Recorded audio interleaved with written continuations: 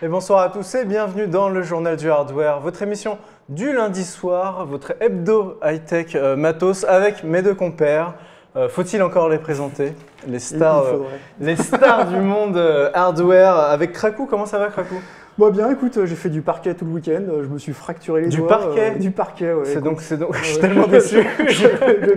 Moi, je croyais que tu montais des PC dans une cave et tout, avec une lampe. Le week-end, je fais le journal de la menuiserie. Le journal de la menuiserie. Bah, écoute, on se fera peut-être ça, un de ces quatre. Bon, ça va sur jeuxvideo.com, le hardware? Ouais, on a publié un. Il y a des choses qui arrivent, des dossiers, ouais. On a publié un dossier sur les technologies d'affichage cet après-midi, au clair de la tech. Des technologies d'affichage? C'est pas juste les écrans, il y a d'autres trucs? Bah, en fait, on a fait un retour sur toutes les technologies qui entourent le monde de l'affichage, donc que ce soit effectivement la 4K, la HD, la technologie HDR qui va pas tarder à arriver, que ce soit aussi G-Sync, enfin on a fait un retour technique sur... Et c'est en ce moment sur jeuxvideo.com. Voilà. Bon bah voilà, allez lire ça. Krakou vous a préparé ça avec amour. C'est Mathieu Sarter, d'accord. Une personne avec qui je collabore. C'est l'un de tes pigistes, voilà. Ok. Et à ma gauche, Pentarou, tout de Pentarose aujourd'hui.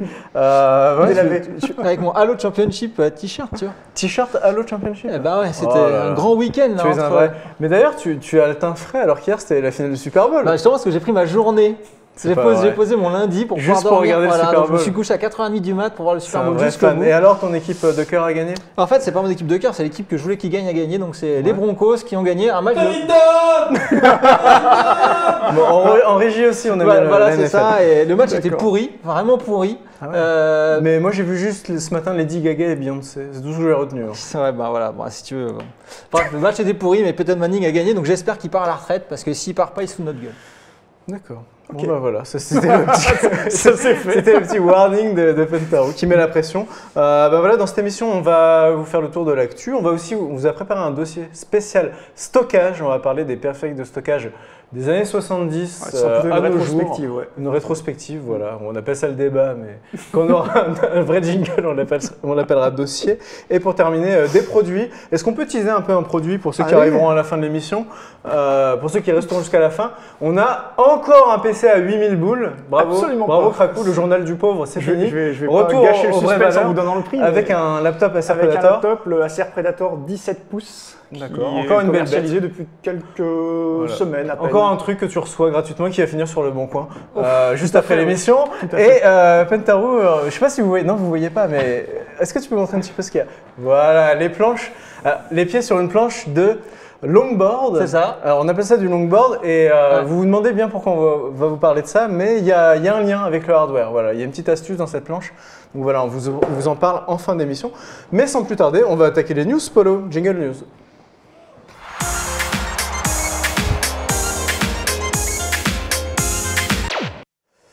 Et voilà, le tour des news, on va essayer d'être assez rapide avec Krakou. C'est pas ma spécialité. C'est pas sa spécialité. Allez Krakou, c'est parti, tu vas nous parler de MSI pour commencer. Pas du tout. Pas du tout, alors je me suis complètement gouré. J'avais prévu de parler de Windows 10 pour commencer, mais... Ah, tu voulais commencer, mais tu vas aussi nous parler de MSI. Ah oui, je vais aussi Ok, alors tout va bien, commence par Windows. Donc ouais, effectivement, on en discutait en début d'émission, il y a des sujets qui sont récurrents en ce début d'année, et notamment celui de Microsoft et de Windows 10 les récurrents. Là, cette fois, c'était la semaine dernière, en fait, Microsoft a une nouvelle fois essayé de passer en force son dernier OS. Comment il a fait? Il a mis en fait la migration vers Windows 10 depuis Windows 7 ou Windows 8.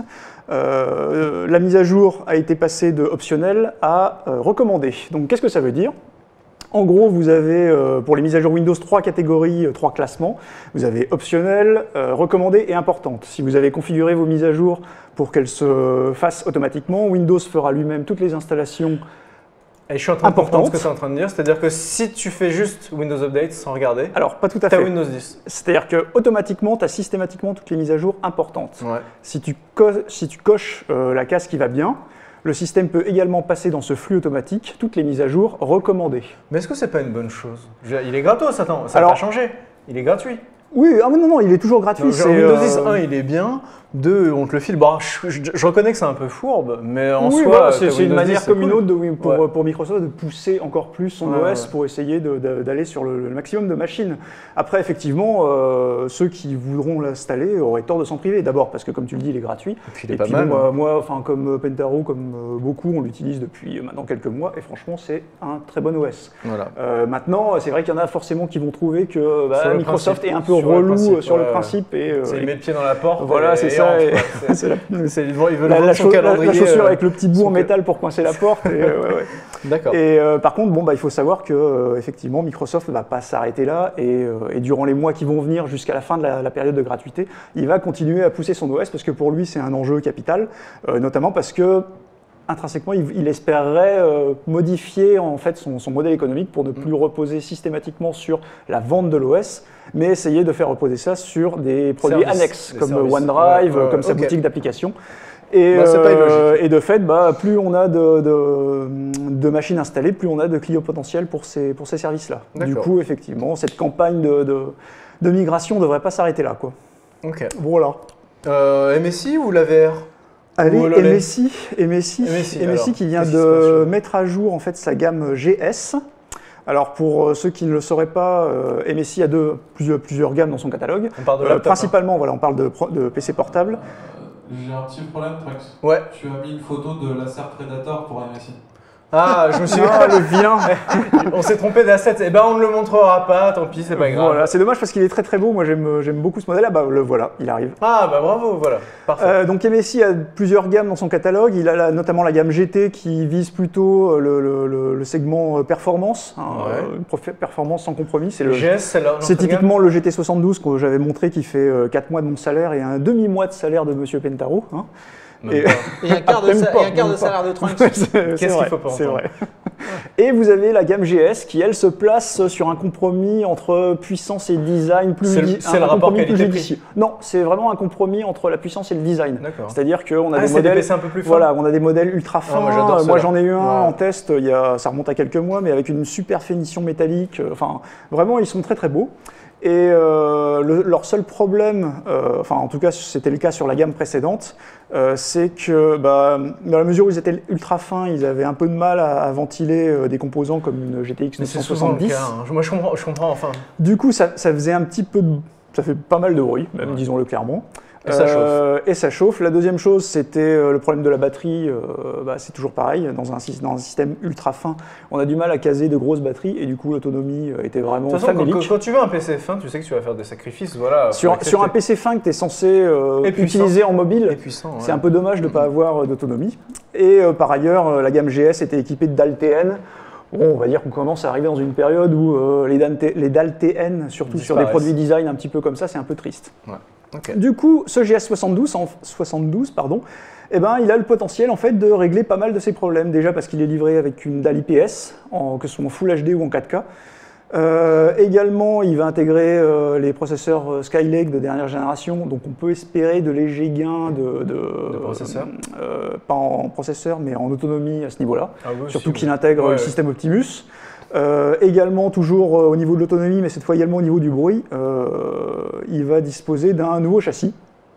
Et ça peut être intéressant au niveau du bruit parce que sur toutes les dernières générations de portables que j'ai testées, que ce soit le G752, alors on est certes sur des portables plus massifs, mais la tendance était globale, que ce soit sur le G752 d'Asus, que ce soit sur le GT72 de MSI, il y avait vraiment de gros progrès qui avaient été faits sur les nuisances sonores. Il y avait vraiment un système de refroidissement qui tenait le coup. C'est vrai. Et du coup, sur une nouvelle génération de GS, on peut espérer que le rapport performance-bruit soit Donc on beaucoup aura plus peut-être avantageux. enfin une gamme de PC et puissant et transportable facilement. C'est ce que de j'espère. meilleure qualité. Ouais, Ok, c'est ce bon, que bah, on j'espère, attend ça avec, et, avec impatience. C'est des Bah, tu nous c'est le autant de montreras. raisons, voilà, Ce qu'il sera le PC à faudra 4000 pour, balles de la semaine. Il faudrait surveiller en fait Ouais. l'arrivée des premiers tests de ces modèles-là. Je pense que ça pourrait être intéressant. Ok. Et on termine avec donc HoloLens. HoloLens, effectivement, la VR qui nous vend du rêve la semaine la VR, dernière. c'est la réalité vraiment la augmentée. Voilà, c'était Ouais. la réalité Ah, augmentée. fais gaffe à ce que tu dis Attention, sur Donc là, HoloLens, vous quoi. pouvez voir la vidéo, c'est Microsoft qui l'a diffusée dernièrement. Avec le Et en Super fait, Bowl. c'est sa vision de ce qu'on pourrait vivre prochainement Pour du pendant foot un US. match de foot Ouais. US. Ouais. Alors qu'est-ce que ça Donc change effectivement, HoloLens au niveau des gens, sans doute assez riche, parce que le kit HoloLens, le kit de développement, ça vaut quand même $3000. Ça donne une idée des revenus de tous ces gens-là qui ont visiblement un casque par personne. Ah oui. C'est une famille qui gagne sa vie. C'est la famille à 10 000 € là déjà. Et du coup, effectivement, on a la table basse qui se transforme en stade. On a aussi la table basse qui après se transforme en tableau où on voit toutes les statistiques. On a les joueurs qui viennent dans le salon pour faire le show. Et si ta femme ou ton mec est moche, est-ce que tu peux l'augmenter? Je ne sais pas. Hop, tu te transformes. Il faudrait demander à Microsoft. Et là, quand même, je dois dire, c'est quand même un beau troll de Microsoft qui sont basés à Seattle. Et ils mettent en fait la pub pile poil entre les Seahawks de Seattle et les 49ers qui sont les deux équipes rivales par définition.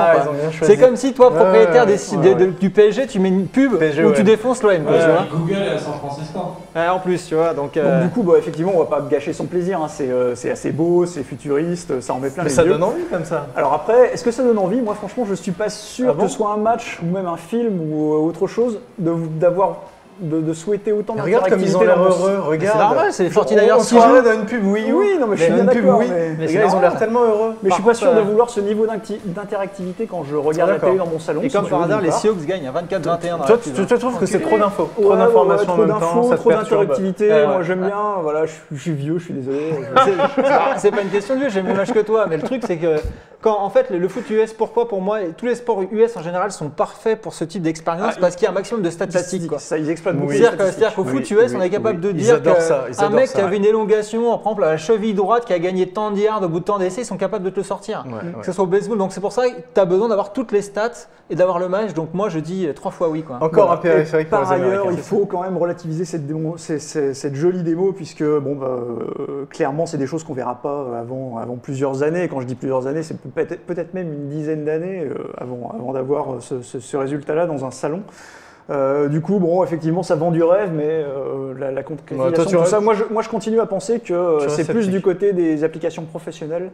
On en avait déjà discuté pendant le débat sur la VR, que vraiment, que ce soit la réalité virtuelle ou la réalité augmentée, c'est vraiment sur le terrain professionnel, je pense que ça va décoller. Un avis d'ailleurs que partage pas du tout le cabinet Gartner, qui est un cabinet d'analyse et de conseil qui opère notamment dans le milieu des nouvelles technologies et qui a sorti un rapport dernièrement.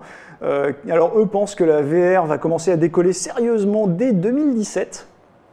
Très bien.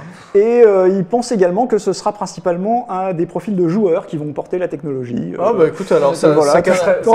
J'explique, le Gartner il publie qu'on veut, qui publie en fonction du chèque qu'on leur donne. Donc moi, c'est-à-dire qu'en fait, Facebook qui fait Oculus a mis un petit chèque. C'est ça, exactement. Pour qu'ils disent au marché, c'est le moment d'investir. Sérieusement, mon passé de consultant, moi, j'ai pas des d'affinité. Moi, je les ai fréquentés quand j'étais consultant et les mecs, voilà, tu leur files un billet, ils écrivent ce qu'ils veulent. Pentarou les a fréquentés. Voilà, forcément. C'est pour ça que j'ai vite. Non, mais c'est pour ça que j'ai vite quitté ma carrière de consultant parce que c'était tout pourrave et vraiment des enculés, donc je me suis barré. Des enculés. Les gens prennent entre eux. Carrément. Ouais, non mais vraiment quoi, c'est vraiment des pourris. Bon, écoute, c'était l'étude de la semaine. Eh bien, merci beaucoup, Krakou. J'ai été rapide. Et t'as tracé comme jamais, une vraie formule. Bon, en l'absence de Yamato, c'est moi qui m'y colle pour ma partie news. Moi aussi, je vais essayer de faire vite. Je vais commencer avec le point fuck Argenteuil. Argenteuil, la ville où j'ai le malheur d'habiter et où ma connexion internet est plus lente que celle que j'avais à Paris en 2002. Je pense, tu vois, j'habitais à Paris en 2002, j'avais une Freebox, c'était la vieille noire pourrie, j'allais plus vite que ma connexion au jeu d'Argenteuil. En fait, il y a une bonne nouvelle pour les gens désespérés comme moi, c'est qu'Orange veut sortir une box hybride ADSL 4G. Exact. Alors, vous savez que voilà, certainement parmi les gens qui nous regardent, il y en a pas mal qui sont en province, à la campagne, etc. et qui n'ont pas la fibre dans leur ville. Pour tous ces gens-là, en fait, pour peu qu'ils captent la 4G, il y aura bientôt une box qui va du coup permettre de recevoir, d'avoir une connexion très haut débit via la 4G. C'est sûr que la 4G, c'est pas la fibre, mais en tout cas, voilà. Ils ont déjà teasé sur les forfaits parce que je sais pas du tout. Je sais pas du tout quel sera le prix de tout ça, quels seront les débits, s'il y aura une limite de data à ne pas dépasser, par exemple, à consommer. Mais en tout cas, pour moi, c'est vraiment une très très bonne nouvelle. Moi, je vous dis aujourd'hui, quand je suis chez moi et quand ma copine regarde Netflix, je peux pas regarder Twitch, tu vois, c'est limite je fais un choix quoi, tu sais, on doit s'engueuler, machin, enfin c'est n'importe quoi et j'en peux plus. Donc en fait moi j'attends cette offre, voilà, s'il vous plaît Orange. Il y a d'autres solutions. Installez ça chez moi. Oui, il y a les clés 4G. Non, c'est pas ça, non. En fait il y a le VPN. Non, Tu vas me sortir ton VPN. Non, c'est pas le VPN qui augmente le débit, non. Non, c'est quoi? En fait, il y a OVH qui a sorti un modem qui s'appelle Over the Box où tu peux en fait agréger par exemple jusqu'à 4 connexions ADSL d'opérateurs complètement différents. Et en fait, la petite boîte agrège toute ta bande passante. Donc, si par exemple tu as un abonnement à 2 mégas 5, et ben, tu peux faire 4 fois 2 mégas 5. Et en fait, ta box fera en sorte que tu auras en fait une sortie à 10 mégas. Alors par contre, oui, il faut payer les abonnements. Tu vois, je vais payer. Ouais, parce que la 4G, le problème de la 4G, si tu veux, c'est que les débits théoriques sont pléthoriques, sauf que dans la vraie vie, une fois que tout le monde à 17h30 ou 18h arrive chez toi et vous retrouvez à 40 000 habitants sur 2 antennes 4G. Mais malgré tout, ça reste quand même mieux que mon ADSL pourri. Alors c'est un bon complément, mais il ne faut pas espérer de tripler son C'est un compromis, mais en tout cas, ça permet de surfer un peu plus de façon moderne. Et donc voilà, du coup, j'attends vraiment cette offre d'Orange. Fuck Argenteuil, fuck le Val d'Oise, et ça devrait être où soit je déménage. Mais non, mais j'adore mon appart. Mais viens dans le 9.3, dans le 9.3 giga. Moi, je suis dans le 9.5, moi, c'est le 9.2. Bon, alors voilà, on va faire un Astropole, 9.5, 9.3, 9.2. Mais voilà, je pourrais enfin aller sur Netflix en 4K, etc., ce genre de choses. Donc voilà, plutôt une bonne nouvelle pour les gens sans bonne connexion. Du côté d'Orange, j'enchaîne avec les tests et les rumeurs. Sur les prochains Samsung Galaxy. Le test du Galaxy A5 est sorti dans la presse, il a été testé un peu partout. Il faut savoir que le A5, c'est un téléphone milieu/haut de gamme de chez Samsung. Vous avez le Galaxy, c'est ça, vous avez le Galaxy S6 et le Edge Plus, etc. qui valent 700 balles officiellement. Et vous avez le Galaxy A5 qui est entre guillemets milieu de gamme, qui vaut 400 €. Et voilà, le nouveau vient de sortir et il est juste excellent. C'est-à-dire que tous les tests sont unanimes. En fait, c'est le téléphone, d'une part, il a la même gueule que le S6, donc il est assez joli, assez plat, il est en alu, métal, etc. Donc il a une très bonne finition. Mais en plus, il a la meilleure autonomie de tous les smartphones sortis aujourd'hui. En tout cas, de tous les smartphones Samsung. C'est pas mal. C'est pas mal. C'est-à-dire que moi, je pleure l'autonomie de mon S6, surtout depuis que je joue à Hearthstone sur Android. Tu fais 3 parties, et c'est fini. En fait, ce Galaxy A5 tiendrait 2 jours en utilisation hors Hearthstone. Hors Hearthstone, mais en utilisation intensive. C'est-à-dire que tu vas sur Twitter, tu regardes des vidéos sur YouTube, tu es connecté, tu as les push, tu as le Wi-Fi, le Bluetooth, tu écoutes ta musique. Le truc tient 2 jours, et 2 vrais jours. Et ça, c'est quelque chose qui est devenu rarissime dans le monde des téléphones, même dans les téléphones très chers. Hein. Les gens qui ont un iPhone 6, etc., un Galaxy S, sont obligés de recharger leur téléphone parfois plusieurs fois dans la journée. Donc pour moi, c'est vraiment une très bonne nouvelle qui va dans le bon sens. Et la bonne nouvelle aussi, ce serait que le Galaxy S7 bénéficierait du même rapport puissance, autonomie, etc., des mêmes technologies. Donc moi, je trouve ça très très bien que les constructeurs de smartphones se mettent enfin à retravailler dans le sens de l'autonomie. Ces dernières années, c'était la course à la puissance, la course à la haute résolution d'écran, les processeurs graphiques plus puissants, mais l'autonomie avait été complètement délaissée. Et chez Samsung, s'ils se mettent enfin à faire un effort là-dessus, ça pourrait leur permettre de revenir un petit peu dans la guerre des smartphones parce qu'ils sont un petit peu en perte de vitesse. Et je vais terminer toujours sur le domaine des smartphones avec le truc un petit peu trollesque ou pas, parce que là, c'est Apple qui déconne complètement. Vous avez peut-être entendu parler de l'erreur 53 chez Apple. T'en as entendu parler, Pentao? C'est-à-dire qu'en fait, voilà, si vous avez un iPhone 6 et que vous le faites réparer certains éléments ailleurs que chez Apple, en fait, vous pouvez avoir la mauvaise surprise de vous retrouver avec votre iPhone 6 bloqué. C'est-à-dire que le truc ne marche plus. Quand vous l'allumez, il y a erreur 53.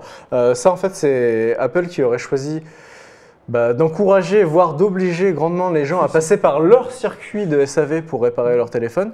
Et du coup, voilà, vous savez qu'il y a énormément de petits revendeurs de téléphones qui vendent des coques de téléphone, des cartes SD hors de prix et qui peuvent vous réparer votre téléphone pour pas cher. En fait, le but, c'est de tuer ce circuit parallèle-là pour centraliser toutes les demandes de SAV. Forcément, passer par le SAV chez Apple, ça coûte très cher quand on est hors garantie. Et Apple s'en défend en disant oui, c'est pour des raisons de sécurité, etc. Voilà, le move est extrêmement contraignant, extrêmement mal vu. C'est en train de faire un vrai bad buzz à Apple qu'on n'a peut-être pas besoin parce qu'il a déjà beaucoup de détracteurs. Et moi, je trouve que, enfin voilà, je sais pas, je veux dire, on peut plus faire grand chose aujourd'hui avec son téléphone, surtout chez Apple où tout est fermé. On parlait du pied dans la porte tout à l'heure, ils ont passé le bras. Ah oui, non mais là c'est chaud, là c'est eux, ils viennent chez toi et ils te surveillent et ils te disent fais ci, fais ça.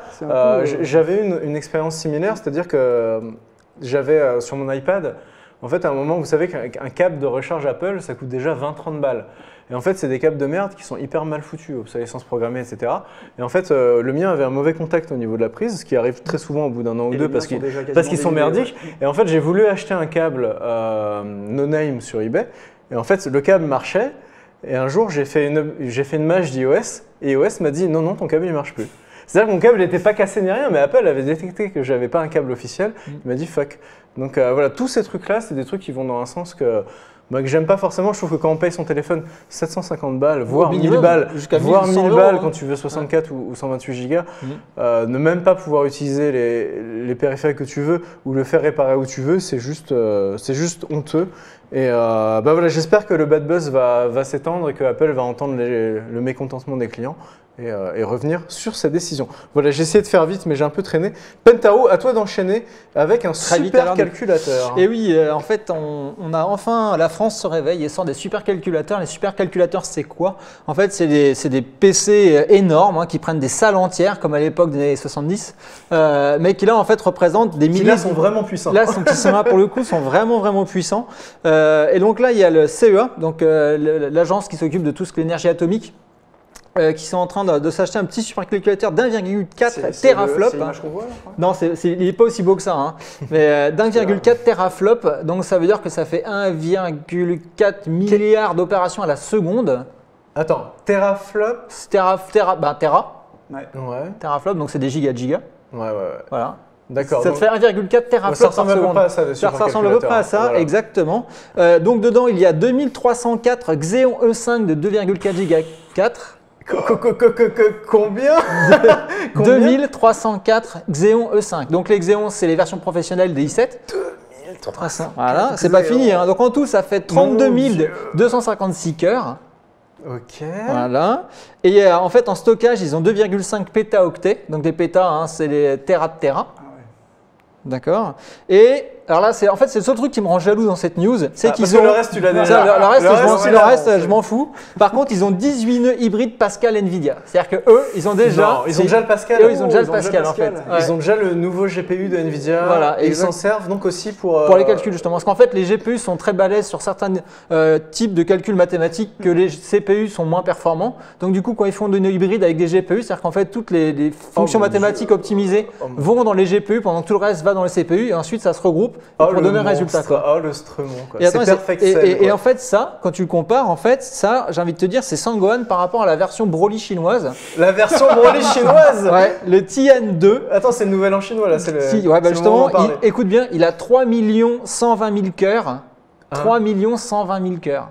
Mais hein? Ouais, c'est le plus puissant du monde. Mais il ressemble à quoi? Mais il fait la taille du Titanic? Et écoute, il fait en opération, donc là on en était à 1,4 teraflop, d'accord? Le Tian, il fait 54,9 pétaflop. C'est-à-dire qu'un péta, c'est un téra de téra, d'accord? C'est même carrément une donc ça veut dire qu'il va 54 000 fois plus vite que celui qu'on a. Attends, à quoi ça sert ça? En fait, ça sert à beaucoup de choses. Ça sert à faire tourner The Witcher en. Non, alors même pas, ça sera même pas capable de le faire en fait. C'est ça le truc. C'est qu'en fait, ça sert à faire des calculs de simulation atomique. Donc tous les essais nucléaires maintenant, au lieu de faire péter des bombes à Muroc, etc. Maintenant, on le simule. Donc ça évite quand même pas mal de problèmes. La météo aussi. Ça sert à la météo, bien entendu. Ça sert également aussi à des boîtes comme Michelin. En fait, les calculs de dessin de pneus sont très complexes parce qu'il y a de la RDM, etc. Enfin, la résistance des matériaux et compagnie. Donc eux ont beaucoup de besoin de calculs parce qu'ils simulent tout. Si on peut s'amuser à faire un vrai pneu et à tester, bah non, ils simulent tout maintenant. Donc il y a la NASA qui est intéressée, forcément. Enfin voilà, toutes ces grosses entités et Google aussi qui aime beaucoup la puissance pour faire l'intelligence artificielle et l'analyse. On va tous crever. Voilà. Je crois que c'est le début de la fin. C'est le début de la fin, ça. C'est Skynet, hein. Ça y est, il est en Chine. Ah, mais de toute façon, voilà. Donc la version Broly est chinoise. Non, mais si ce truc, on lui donne un semblant de conscience, il va nous éradiquer. Ah, mais on est d'accord là-dessus. J'ai peur. Ensuite, la deuxième news qui m'a bien plu, c'est Microsoft qui met du Linux dans Windows 10. Alors, qu'est-ce qui leur arrive? Ils sont vraiment ouverts hein, maintenant. Ah, mais ils sont ouverts d'esprit, ça, on ne ouais. peut pas dire le contraire. En fait, il y a deux fichiers qui sont le lxcore.6 et le lxss.6 qui proviennent de Linux qui ont été détectés dans une mise à jour de Windows 10. Mais ça, à la limite, on s'en fout. Pour moi, ce n'était pas la news importante. C'était juste pour rappeler aux gens qu'en fait, Microsoft a sorti sa release de Linux. C'est-à-dire qu'il y a un Linux made in Microsoft en fait, qui sert en fait dans Azure et pour en fait faire un switch. Donc en fait, ils ont un switch virtuel qui est basé sur Linux et qui sert dans Azure. Voilà, et le petit nom, c'est le Linux Azure Cloud Switch. Voilà, donc pour dire que Microsoft, en fait, ils connaissent très très bien Linux et ils l'utilisent en interne chez eux. Voilà, et la dernière news, qui n'est pas une news hardware, mais c'est pas grave. C'est la news Pentaro. C'est la news Pentaro, c'est la news Halo 5. Voilà, c'est les 4 teams françaises se sont fait laminer la gueule au championnat d'Europe de Halo. Ah merde, ouais. Ah, mais alors, laminé de chez laminé, c'était prévu, c'est arrivé. Et c'est la team Infuse qui est donc la championne d'Europe de Halo. Donc il n'y aura aucune team française au championnat du monde parce que les 4 meilleur en fait Europe, allô championnat du monde. Ça fait un bon gif, ça. Voilà. Bref, bon, donc voilà, c'est ma petite news. D'accord, bon bah déception pour les teams françaises sur Halo. Bah voilà, merci les gars pour ce tour de l'actualité. Et sans plus tarder, on passe au sujet de la semaine qui n'est pas un débat, jingle débat.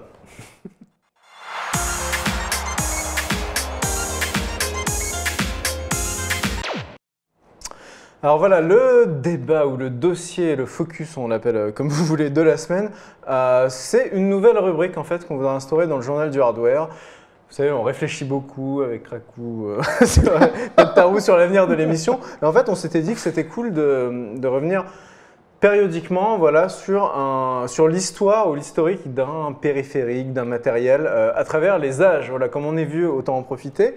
Et du coup, honneur aux plus vieux, c'est Krakou qui va nous compter ou en tout cas nous faire participer avec un quiz à l'histoire des périphériques de stockage. C'est le sujet de la semaine à travers quelques questions. Du coup, voilà, on va parler des vieilles disquettes, des disques durs, des CD. Une partie monologue, une partie question. On va essayer de rendre ça un petit peu dynamique et pas de faire un cours magistral. Alors, où est-ce qu'on commence du coup D'ailleurs, déjà, je voudrais préciser qu'on ne va pas commencer au début des systèmes de stockage parce que là, on partirait au début des années 1900. C'était les feuilles perforées. Les feuilles perforées. Je pense que là, on va perdre les 3/4 de notre public. Donc, on va essayer de commencer sur des choses relativement modernes. Les années 70. Voilà, les années 70. De même, on va éviter de parler de tout ce qui est périphérique propre au stock, enfin propre à la vidéo ou à l'audio, parce que de toute façon, moi j'en ai quand même à montrer, mais on va passer très vite. On va les traiter puisque de toute façon, ce sont des domaines qui partageaient en fait les mêmes types de stockage. D'accord. Et voilà, et donc du coup avec tous ces raccourcis, effectivement comme tu le dis, ça nous amène dans les années 70 avec une première question. Est-ce que vous savez quand les premières disquettes ont été lancées sur le marché? Alors attends, j'ai beau être vieux... Sans regarder mon petit support visuel où il y a les réponses. J'ai beau faire l'ancien, moi j'ai connu des disquettes... Ouais, les disquettes souples, ouais. Mais en fait, c'est pas 5 pouces 1 quart. Les premières disquettes, c'est même pas 5 pouces 1 quart les premières disquettes. Ouais. Les années 7 pouces et demi 8. Moi, je dirais entre 75 et 80. Ouais. J'y suis? Moi, je dirais 74, ma date de naissance. Non, vous êtes loin. En fait, c'était 67. 67. Mais en fait, vous êtes excusé parce qu'il y a une explication très simple à tout ça, c'est que en fait, en 67 et même dans le début des années 70, ce qu'on appelait les ordinateurs personnels à l'époque étaient encore absolument pas au niveau du grand public. Oui, ça faisait la taille d'un frigo. Oui, et puis c'était réservé à des professionnels tout simplement. Du coup, effectivement, le commun des mortels n'a vu arriver les formats de stockage type disquette qu'à partir de, on va dire, les années 60, fin des années 70, début des années 80. Donc en fait, c'était une question piège. C'était une question piège. Par contre, effectivement, les premières disquettes ont été mises sur le marché par IBM en 67. Je ne sais pas si on a des images de ces disquettes. Attends, parce que moi j'avais pris... C'était les premiers PC qui les exploitaient. Alors c'était les premiers ordinateurs personnels. Regarde ce que j'ai ramené, Krakou. Oh là là, c'est Théo qui est au son et que je remercie, qui m'a ramené un lecteur de disquette USB, ce qui n'existait pas à l'époque, pour récupérer ce qu'il y a sur vos vieilles disquettes. À quel point ça a été difficile de récupérer tout ce qu'on a là en fait. Et une vraie disquette. C'est un lecteur de disquette. Donc ça c'est le vrai lecteur de disquette. Oui, alors il y en a eu d'ailleurs, ils l'ont montré à l'écran à la régie, il y a eu des versions de cette disquette. Donc là, celle qui a été créée en 67 faisait 8 pouces. Donc 8 pouces, ça fait ça quoi. Voilà. Par la suite, il y a donc... la 5 pouces 1 quart. Ouais. Voilà. Par la suite, il y a eu les 5 pouces 1 quart en fait. Non, les 5 pouces et demi. 3 pouces 5. Non, 5 pouces 1 quart. 3 pouces et demi donc... Alors, je me perds, je me mélange c'est ça, et donc c'est 5 pouces 1 quart. Ouais. Mais en fait, on va essayer de le faire chronologiquement. Comment les premières disquettes 5 pouces 1 quart qui sont arrivées sur le marché, sur le marché du grand public, sont arrivées en gros au début des années 80. Par contre, les premiers ordinateurs personnels sont arrivés un peu avant. Et du coup, ils n'utilisaient pas de lecteurs de disquettes, ils utilisaient des lecteurs de cassettes. Alors, oui, les MO5, TO7, ceux qu'on a eu à l'école primaire. Par exemple, alors bon, vous vous souvenez, tu t'en as cité deux, mais c'était quoi les plus répandus à l'époque ? Le 64, l'Amstrad CPC 464. Ah, il y a eu avant encore. Ah, il y a eu avant ça ? Ouais, le CPC 64, c'était 80. Moi, c'est le premier que j'ai connu. Moi aussi, mais en fait, avant, il y a eu l'Apple II. Ah oui, bah oui. L'Apple II a été livré, sa première version, il était livré avec un lecteur de cassette. Même chose pour... Voilà. Ça, c'est l'Apple IIe, hein, ça pour le coup, non? Avec lecteur de ouais, alors en fait, disquette. voilà, on voit les lecteurs des disquettes, mais on voit que c'est des périphériques qui étaient séparés. Et ce périphérique-là s'appelait à l'époque le disque 2. Et en fait, a été commercialisé après la commercialisation du premier Apple, enfin du premier Apple II. Comme quoi, ils avaient tout compris, hein, les périphériques à côté, la segmentation des marchés, tout ça, c'était... c'est pas nouveau. Ça se branchait sur des ports com. Hein. Mais du coup, oui, des ports extrêmement lents, mais du coup, combien de mémoire on a là-dessus? Enfin, tu peux... Alors, c'est extrêmement variable. Déjà, on va commencer par les cassettes, comme je le disais. Alors, il faut savoir que... d'ailleurs, je vais vous le demander. Oh, regarde Activision. C'était quoi d'après vous la capacité d'une cassette Une cassette ouais. Alors attends, une disquette. On est entre les années. Une disquette, c'est 1 méga ou 78 et 81. Moi, une disquette, c'est 1 méga 5. Donc une cassette, je dirais 500 KO. C'est la moitié d'un méga. Moi, je dirais 128K. 128K. Alors en fait, non, c'était plus autour de. Enfin, pour l'époque où on parle, parce que c'est pareil en fonction de. Il y a plusieurs types de cassettes. Des technologies d'encodage, en fonction de plein de choses. Les capacités des cassettes variaient dans le temps. Par contre, fin des années 70, début des années 80, l'ordre de grandeur, c'était en gros 600 kilobits. Ah, quand même. Donc c'était pas mal. Il faut savoir qu'il y a des versions de cassettes du coup. Alors en fait, c'est juste une dénomination qui a changé. Donc 600 octets. 600 octets. 600 KO. Ah non, parce que un octet c'est 8 bits. Hein. Mais attends, 600 KO, ça te fait une image JPEG. J'ai réalisé que, parce qu'effectivement, avant les années 84-85, on parlait en kilobits, mais en fait, c'était des extensions qui est devenu kilo-octet par la suite. Ok, c'est pas très grave. C'est juste une dénomination qui a changé. C'est pas grave.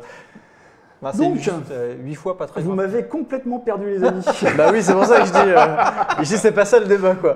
CPC 475. Voilà. Donc, en gros, fin 70, début des années 80, on se retrouvait avec deux systèmes de stockage qui cohabitaient, à savoir les cassettes et les disquettes au format 5 pouces 1 quart, donc qui, on va le voir, sont passés 5 ans plus tard au format 3 pouces et demi. Donc celui que tout le monde connaît, voilà. Celui que voilà. Pas mal de gens connaissent encore aujourd'hui. Donc pour terminer, toi aussi d'ailleurs, moi le premier format que j'ai connu c'était sur un CPC 464, donc la cassette. Je me souviens que je jouais à Barbarian sur le CPC 464. Mais oui, voilà, ce truc, cette horreur, c'était lent. Pour vous donner une idée de l'horreur que c'était, il fallait taper un code pour lancer le jeu. Il fallait d'abord taper une commande sous le système, sous le système du excellent, la petite... Tu pouvais décapiter le gars. Tu pouvais décapiter du gore, de l'horreur. Il fallait taper la commande au clavier. Il fallait ensuite appuyer sur play pour lancer en fait voilà, oh là là, magnifique, la roulade. Et il y avait le CPC 464 et donc ça sur cassette. Et ça effectivement c'était la théorie parce que le chargement du jeu pouvait prendre, alors j'ai plus les souvenirs exacts mais les anecdotes que j'ai pu lire sur internet c'était entre 5 minutes et un quart d'heure. Décapité. Par ailleurs c'était des bandes magnétiques donc c'était extrêmement fragile, ça pouvait s'enrouler dans le lecteur, qui pouvait s'encrasser, enfin bref c'était une catastrophe. Il n'y avait évidemment pas du tout de système de correction d'erreur, hein, donc si jamais la bande sautait ou qu'il y avait un problème, on était obligé de la rembobiner pour repartir et pour relancer le truc à zéro. Avec ton petit crayon, c'est pour rembobiner à la main là. C'était la préhistoire. C'était la préhistoire, mais nous on a connu ça. Voilà, on est aussi vieux que ça. On a connu ça, c'était effectivement très roots et d'ailleurs vous allez voir dans les anecdotes que je vais vous présenter que roots s'appliquait aussi aux disquettes. Donc, ce qui m'amène à la prochaine question et au prochain format. Donc, je vous l'ai dit, on est passé au 5 pouces 1 quart. Et est-ce que vous vous souvenez de la manière dont on protégeait les disquettes 5 pouces 1 quart en écriture? Ouais, avec un scotch sur la petite encoche. Exactement. Ah, moi je me souviens pour celle-ci, mais pour les anciennes, non. Là, il y a un petit truc que tu... Là, en fait, voilà, un petit switch, quoi. Les disquettes 5 pouces 1 quart, c'est des disquettes donc, plus grandes et très souples. Et elles avaient une petite encoche sur la partie supérieure. Et en fait, il fallait mettre un bout de scotch pour les protéger en écriture. Voilà, pour les protéger en écriture. Un scotch. Et tu avais même des perforatrices en fait pour créer les encoches. Alors, ouais, mais on va revenir sur l'aspect perforatrice. Donc, on en vient donc aux disquettes 3 pouces et demi et on arrive dans le milieu des années 80 et les milieux des années 80, c'est vraiment donc 85, milieu des années 80, logique. C'est vraiment cette période où la disquette 3,5 pouces était la reine, c'est-à-dire qu'on les retrouvait sur quasiment tous les ordinateurs personnels. C'était l'équivalent du CD, quoi. Voilà, on les retrouvait sur des Amiga 500, sur des Atari 520, on les retrouvait également sur des PC, sachant que à cette époque, d'un point de vue stockage en fait, et d'un point de vue ordinateur personnel, on avait un petit peu deux catégories de machines. On avait ce type de machine en fait, qui était plus réservé à une utilisation ludique, entre guillemets. Complètement. Donc je parlais des Amiga, des Atari, voilà, ça c'est un CPC 6128. Et on avait effectivement les PC ou les équivalents Apple, donc les PC à l'époque commercialisés par IBM. L'Atari ST, qui eux super. utilisaient également des supports amovibles comme les lecteurs de disquettes, mais qui commençaient également à intégrer des disques durs. Donc comme je le rappelle, on est dans le milieu des années 80 et par contre c'était des machines qui valaient tout simplement un bras, par rapport à des Amstrad ou à des Amiga, c'est des machines qui valaient la peau des fesses, quoi. Et juste pour rire, est-ce que vous avez une idée du prix des premiers lecteurs, des premiers disques durs que l'on trouvait justement sur ces IBM PC Alors des disques durs de quelle capacité? Alors on parle de disques durs de 5 mégas. Ouais. 5 mégas. Un disque dur dans les années 80, un disque dur de 5 mégas. mégas. En francs, du coup, le premier disque dur a été intégré sur une évolution du premier IBM PC, donc qui est arrivé en 1981. Et effectivement, après, il y a eu une évolution, je crois qu'il est arrivé un an plus tard, le disque dur intégré. C'était celui-là, un disque dur Seagate. Je sais pas, moi je dirais à l'époque 1500 francs. Non. 1500 francs, ce qui ferait 250 euros. Moi, je dirais plutôt 1500 $, euros, tu vois. 10 000 balles. En fait, c'est ça. Le disque dur à lui seul valait déjà 1500 $. Tu vois, et les dollars de l'époque, c'est beaucoup plus que les dollars d'aujourd'hui. Donc ce serait 3 000 $. Quoi. C'est ça. Ah ouais, non, mais c'est monstrueux. Donc c'était un luxe absolu d'avoir un disque dur. De 5 mégas. En général, c'était un luxe d'avoir un ordinateur type IBM PC. Complètement. Donc pour revenir aux disquettes 3,5 pouces, il y a eu énormément de déclinaisons. Alors on en a eu des simples et double face, on en a eu des différentes en fonction des formatages, parce qu'il y a eu des disquettes. C'est bientôt l'heure de la pub, mon petit Cracou. Sur IBM, sur Atari, on en a eu sur PC. Les formats pouvaient aller de 360 kilooctets jusqu'à sur des disquettes 3,5 pouces haute densité jusqu'à 2 mégabits. Et la petite anecdote, moi qui me faisait rire parce que je le faisais à l'époque, est-ce que vous savez comment on formatait des disquettes, on achetait des disquettes 720 kilooctets dans le commerce. Et tu les reformatais pour gagner de la place? On les transformait en disquettes 1 méga 4. Comment tu faisais ça? Est-ce que tu t'en souviens, je le sens. Toi, tu sais, toi? Ah, vous êtes plus vieux que moi. Alors, vas-y, donne le titre. C'est simple. Sur la disquette ici, on perçait un trou ici. Moi, j'y allais à la perceuse à l'époque. Mais avec la poinçonneuse, ça marchait. C'était un peu moins propre parce que comme c'est un support assez rigide. Et du coup, effectivement, on venait péter le support. Et tu gagnais 700 KO. Et tu doublais en fait la capacité de ta disquette. Tout simplement parce que les lignes de production de disquettes, en fait, pour les fabricants, c'était beaucoup plus simple d'uniformiser les lignes de production. Du coup, les disques à l'intérieur, c'était systématiquement les mêmes et ils faisaient en fait la distinction entre les disquettes 720 et 1 méga 4 au niveau du boîtier rigide. D'accord. Du coup, à partir du moment où on perforait le boîtier, on l'insérait dans le lecteur de disquette, dans un lecteur comme celui-ci, et le lecteur, au lieu de détecter, grâce au trou qu'on faisait, au lieu de détecter une disquette 720 kg, il détectait une disquette 1 méga 4 et il la formatait en conséquence. Et j'en ai percé plein trop. Pour copier Doom sur 8 disquettes. Voilà, et quand tu achetais ta disquette 720 kg, tu l'achètes moins cher que ta disquette. Les bons plans de Cracou. Donc voilà, si vous retournez dans le passé, vous saurez comment faire des économies. Ouais. Dernière partie. Du coup, dernière partie, ça nous amène donc des années 85, en gros au début des années 90. Donc ça a été l'âge d'or de la disquette. On la retrouvait vraiment sur toutes les machines, sur tous les ordinateurs. Par contre, elle n'était pas dénuée de problèmes, sachant que les lecteurs de disquettes pouvaient s'encrasser assez facilement. Ouais. Par ailleurs, c'est un support magnétique, hein, c'est un disque magnétique à l'intérieur, du coup elles étaient soumises à des problèmes de démagnétisation. Pardon. Et des pertes de données. Voilà, et au début des années 90, on a commencé à se dire que ce serait pas mal de leur trouver un remplaçant, et le remplaçant qui a été choisi, vous vous en doutez, c'est le CD-ROM. Bien évidemment. Voilà, alors le premier jeu qui est arrivé sur CD-ROM sur PC à l'époque, c'était un jeu éducatif qui s'appelait The Manhole, si je me souviens bien. Un jeu édité par Activision, comme quoi, hein. Ils ne faisaient pas que des Call of Duty à l'époque. Mais c'est vraiment en 93 que le CD a décollé sur PC, sachant qu'en 93, enfin, en tout cas, dans le début des années 90, c'est vraiment cette époque où tout ce qui est Amstrad, Amiga, ont vraiment commencé à perdre de vitesse, ont commencé vraiment à décliner.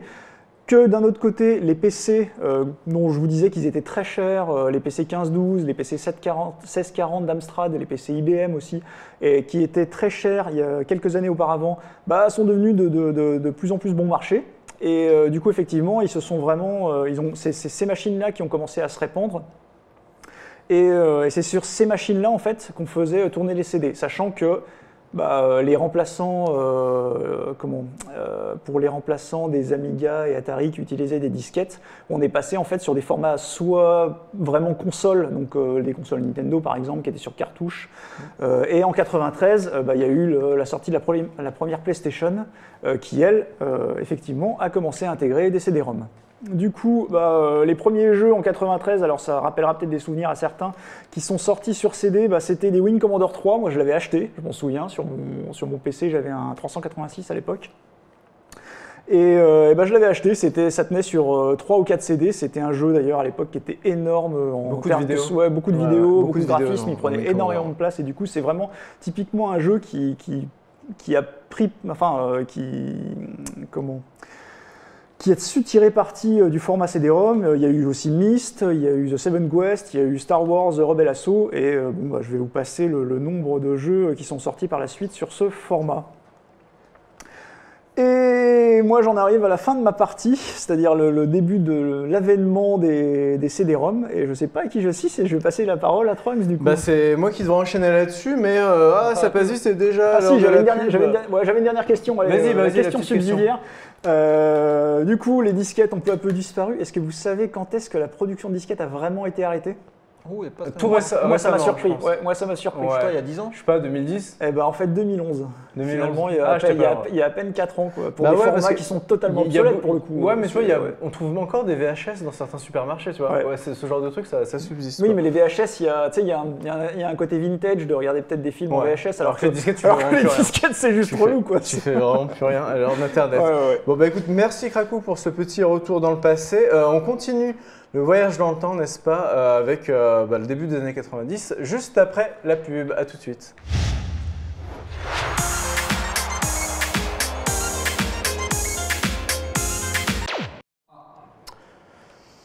De retour dans le JDH pour ce débat dossier focus comme vous voulez sur rétro, sur les périphériques de stockage à travers les âges. Donc Krakou nous a fait le topo des années 70 au début des années 90 en gros. On a vu que c'était essentiellement la disquette qui a dominé les débats. La cassette, le disque dur pour les pour les très vieux, le disque dur pour les riches. Pour les fin des années 70. Et la disquette pour tout le monde. Voilà, avec plusieurs formats. Moi, je vais m'attaquer à la partie années 90. C'est vraiment mon époque, j'ai envie de dire. Et c'est voilà. Je vais bien entendu parler du CD, mais avant ça, je voulais parler justement de ce qui a fait un petit peu la transition avec la fin de vie de la disquette. C'est vrai que tout le monde sur le marché utilisait une disquette. C'est quelque chose qui était vraiment un objet qui était vraiment ancré dans l'usage quotidien des gens. Du coup, ce qu'il y a eu aussi, c'est des super disquettes. Je ne sais pas si vous vous rappelez. Il y avait des disquettes comme celle-ci, donc sur lesquelles il y avait de 1 à 2 mégas maximum. Et en fait, dans les années 90, il y a eu des disquettes de 100 mégas, 250 mégas. Voilà, on en voit une à l'image. Merci Polo. C'est le zip, le fameux zip. T'as pas dit zip, comme on dit dans La Vérité si je mens. Yomega Zip. Yomega Zip, c'est ça. C'était une super disquette qui, au début, pouvait stocker 100 mégas. Alors 100 mégas aujourd'hui, ça fait rigoler, mais il faut savoir que… Par rapport au disque dur de l'époque, c'était déjà… Ça servait en fait de support additionnel. Exactement. Donc vu le prix des disques durs de l'époque, c'était pas du tout négligeable. Ouais. Il fallait acheter ce lecteur externe là qu'on branchait en port. C'était pour quoi ça? C'est Portcom, Portcom, parallèle. Parallèle peut-être, donc c'était d'une lenteur atroce, je pense. Mais il y en a eu en USB aussi. Il y en a eu en SCSI. T'as des Portcom qui ressemblaient à du port parallèle. Il y a eu des lecteurs aussi en SCSI qui étaient une interface plus rapide à l'époque. Tu te souviens du SCSI? J'ai eu des disques durs ultra wide SCSI. J'ai eu des disques durs SCSI 15 000 tours, ça m'a coûté un bras. Et donc voilà, ces lecteurs externes-là vous permettaient d'avoir des disquettes de 100 mégas, plus tard 250 mégas. Il y a même eu le Jazz qui avait des lecteurs des cartes d'1 giga, si je dis pas de bêtises, voire 2 gigas. Il fallait payer à chaque fois 10, 20 euros, voire 100 euros pour avoir une grosse cartouche. Mais vu le prix des disques durs de l'époque, c'était pas du tout déconnant. C'était pas du tout à négliger et ça permettait donc d'augmenter sa capacité de stockage. Le problème de ces périphériques, ils ont eu du succès 1 an ou 2 et très vite ils ont souffert de la concurrence évidente du CD.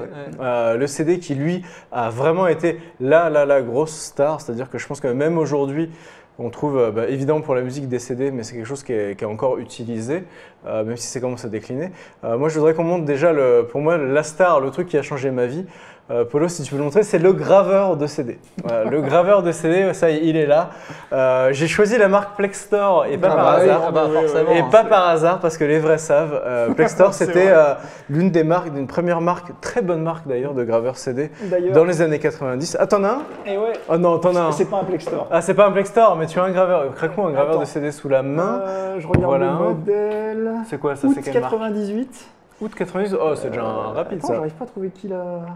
Et du coup voilà, le graveur de CD qui était le périphérique qui a changé la vie de millions de gamers et qui a changé aussi qui a causé la perte de milliers d'éditeurs, je pense, parce qu'à partir de là, tout a été absolument copiable de façon facile. Regardez ce qu'on voit à l'écran. Est-ce que vous avez connu ça? Ah bah oui, le CD Spindle. Et il faut savoir qu'au début des années 90, c'était tellement révolutionnaire et fou de pouvoir copier les jeux PC, les jeux PlayStation, les jeux Dreamcast. La Dreamcast est complètement morte aussi à cause de ça. Il y avait des marques qui correspondaient à certaines consoles et que tu pouvais utiliser que sur ces consoles-là. C'est ça. Ah, ça c'est plus tard, Polo, on le montrera après. Ouais. Mais du coup, en fait, voilà, moi, dans mon adolescence, j'allais à Montgallet. Alors, je le dis aujourd'hui, vous pouvez me mettre en prison, hein, j'en ai rien à foutre. J'allais à Montgallet, j'achetais vraiment une caisse de CD, c'est-à-dire que j'achetais un carton avec des spindles, mais plein de spindles.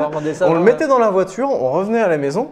Et en fait, on gravait, mais à la chaîne de façon industrielle. On gravait des jeux et limite, tu les revendais dans la cour du lycée. J'ai fait ça à la fac aussi. T'as fait ça à Toulouse, à la fac, je peux dire. C'était la Bicrave. C'était la Bicrave. Et tu voulais un petit… Tu veux Warcraft, tu veux machin, tiens. En gros, il y avait de la magouille et ça permettait aussi, en dehors des considérations de piratage, ça permettait aussi de stocker énormément de choses de façon plus facile. C'était un support de stockage qui était extrêmement stable. Par rapport à ce qu'on avait connu aux disquettes, c'est ça. Avec les disquettes 650 mégas. Voilà. 650 mégas, le prix d'achat du graveur qui coûtait quand même assez cher au début était très vite rentabilisé parce que le prix des CD a baissé de façon spectaculaire. Donc vous pouviez acheter ces fameux spindles et avoir des CD à quoi? C'était 1 ou 2 euros le CD. Et ça devenait très rentable. En plus de ça, il y avait le fait de graver de la musique, il y avait le fait de graver des films, il y avait le fait de graver tous ces logiciels. C'est très vite devenu beaucoup plus rentable de graver sa musique en MP3. Enfin, j'ai quasiment jamais gravé de musique en direct. Moi j'ai gravé des vrais CD. J'ai gravé directement en MP3. Et c'était un vrai business. Les gens achetaient, tu sais, tu téléchargeais les covers d'albums et tu les imprimais avec ton imprimante couleur. Et c'était. Il y a des avocats spécialisés en copyright qui nous regardent là, qui sont en train de prendre des notes. Moi, si tu veux, j'ai des origines asiatiques. Je sais pas, c'était peut-être inné dans la famille, tu vois, de faire des copies de trucs. Mais j'ai copié tout ce qui était possible. Ah non, c'était un vrai complément de revenu pour moi quand j'étais étudiant. Un complément de revenu, ça a financé tes études. Non, mais complètement. Je déconne pas quand je dis ça. Moi, je les revendais pas, mais par contre, effectivement, j'avais une espèce de maladie collectionnite où effectivement, je les achetais par paquet de 100. C'est ça. Et en fait, tout le monde était fier d'avoir ces étagères, tu sais, avec les démos. Tu sais, il y avait WinRAR, tu gravais WinRAR. Il y avait un côté fierté. Il y avait un côté fierté, et donc c'était un vrai business et une passion. Voilà, du coup, le CD qui a été, qui est encore aujourd'hui le support de prédilection. C'est un peu l'équivalent. Ça me fait penser un petit peu au parallèle des gens qui achètent des tonnes de jeux sur Steam et qui jouent jamais en fait. C'est Et là ça. c'est pareil. Tu voulais tout posséder. C'est ça, tu gravais, tu disais je l'ai. Et au final, ça ne servait à rien. Je vais enchaîner sur les formats disques des années. Bon, là, je triche un peu parce que c'était plus vieux que ça, mais il y avait le laserdisc, donc notamment Polo, tu peux peut-être nous le montrer. Il y avait les laserdiscs qui sont arrivés, qui étaient des grands disques un petit peu comme des vinyles, sauf que c'était comme des CD, qui permettaient de stocker des films. Et le CD. Et le CD, et voilà une platine laserdisc, c'était magnifique à l'époque, un très bel objet. Qui n'ont pas vraiment percé en fait. Non, ça n'a pas trop marché. Et il y a eu aussi le VCD.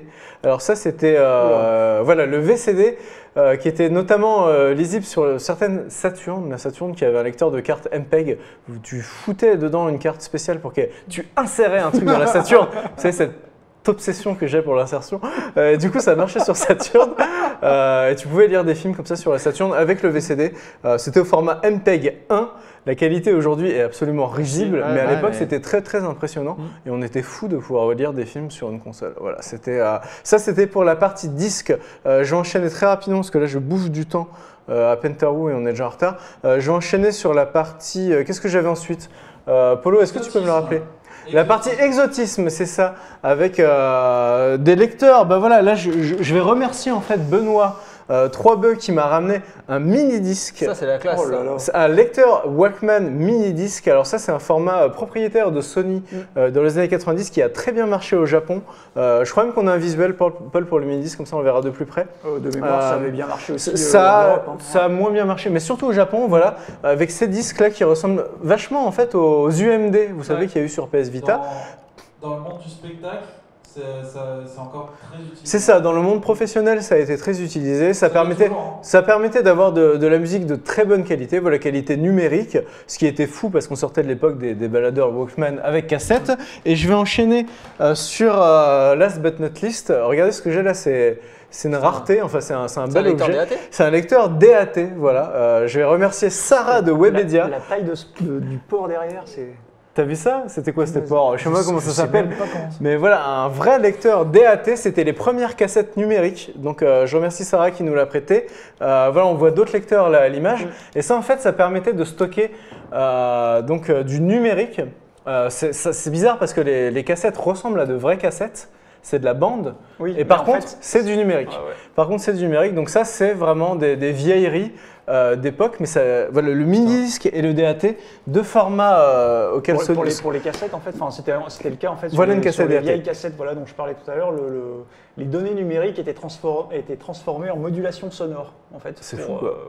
Il y avait c'est pour ça que je parlais de compression et de différence de ce que tu pouvais stocker sur une cassette en fonction du type de compression. C'est parce qu'effectivement les données numériques étaient transformées en modulation sonore pour pouvoir aller sur les cassettes.